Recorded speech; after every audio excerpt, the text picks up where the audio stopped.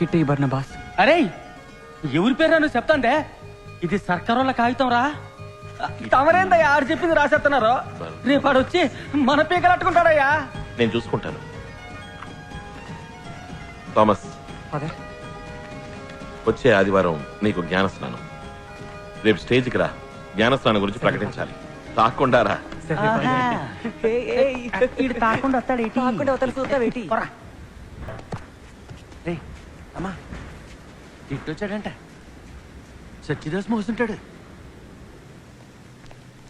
ఏయ్ రండ్రా రమ్మంతే.